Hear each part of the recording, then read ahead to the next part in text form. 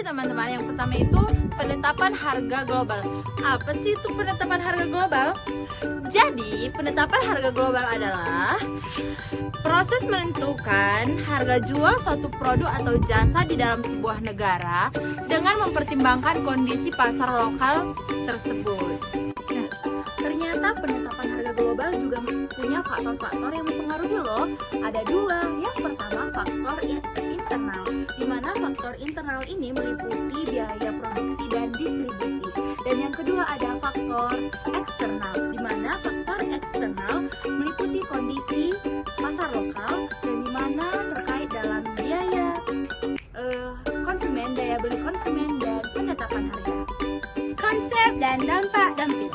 Dumping adalah praktik menjual produk di luar negeri dengan harga yang lebih murah dibanding dengan pasar domestik. Jenis-jenis dumping yang pertama itu sporadic dumping, predatory dumping, present dumping. Perlu kita ketahui bahwa dumping juga mempunyai dampak bagi kedua belah pihak.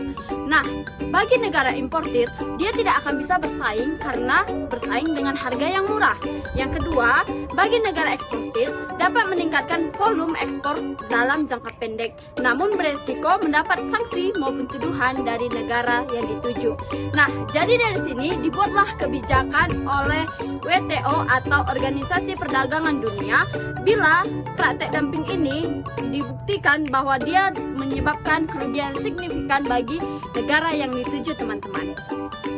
Jadi teman-teman, ternyata perusahaan memiliki respon terhadap anti-dumping, yaitu yang pertama, menyesuaikan harga jual, yang kedua, memindahkan proses produksi, yang ketiga, mengadopsi strategi, dan yang terakhir yaitu meningkatkan transparansi.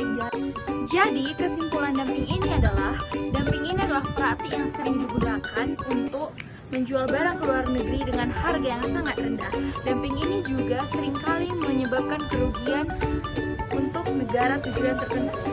Ada 3 saran yang ingin kami beritahu. Yang pertama, bagi perusahaan internasional, penting melakukan riset pasar yang lebih luas serta yang lebih mendalam untuk memahami apa sih dampak dari dumping.